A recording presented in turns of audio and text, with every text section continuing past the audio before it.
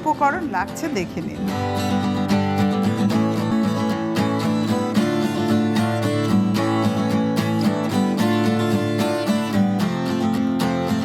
প্রথমেই চুলাটা ধরিয়ে দিচ্ছি, কারণ পরোটা ভেজে নেব।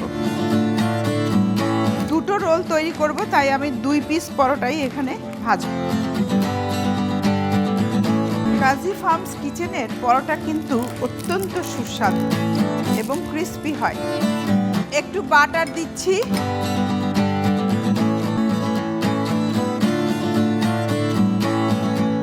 একদিক ভালো করে না হলে উল্টাবেন না।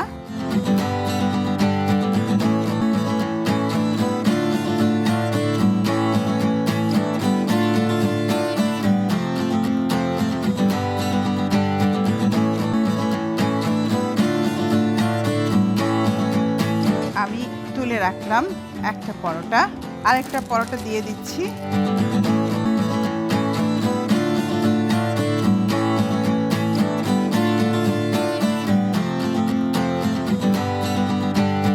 পরোটা হয়ে গেছে। এবারে আমি যেটা করব, একটু তেল দিব। তেল দিয়ে চিকেন স্ট্রিপগুলো ভেজে নিব।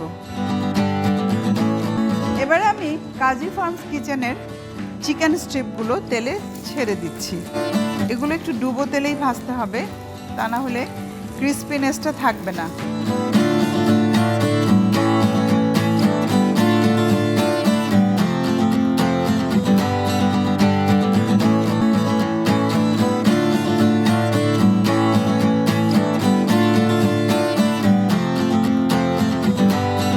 হয়ে এসেছে, তেল বন্ধ করে দিলাম। আমি এখন তুলে নেব।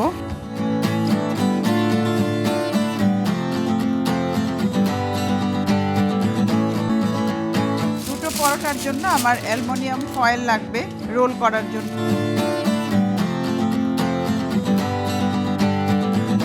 বাড়তিটা আমি কেটে ফেলে দিব।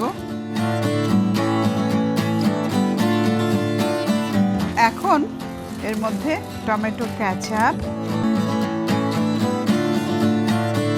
তার মধ্যে দিচ্ছি কিছু ক্যাপসিকাম, মেয়োনিজ। যদি সাথে সাথে খান তাহলে একটু পেঁয়াজ কিমা দিতে পারেন, আর যদি মনে করেন যে অনেক দেরি হবে তাহলে পেঁয়াজটা অ্যাভয়েড করবেন, কারণ পেঁয়াজের একটা ফ্লেভার চলে আসে, কাঁচা পেঁয়াজের না দেওয়াটাই ভালো। দিচ্ছি টমেটো কিমা। আপনি চাইলে শসাও দিতে পারেন এর মধ্যে।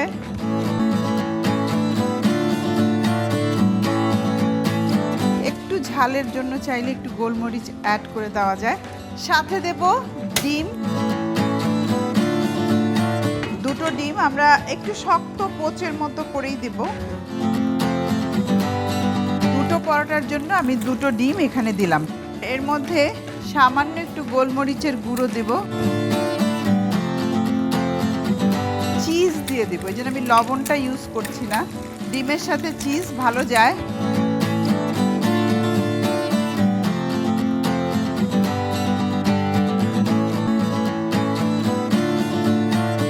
দুটো রোলের উপরে আমি দুটো ডিম দিয়ে দিচ্ছি। এবার পেঁচিয়ে নিতে হবে। একদিক মুড়িয়ে আরেক দিক মুড়িয়ে দিতে হয় এইভাবে।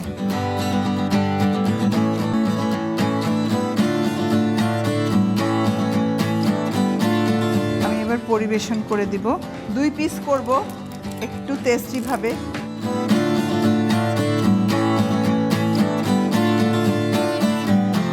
এইভাবে সাথে একটু সালাদ দিয়ে পরিবেশন করতে পারেন।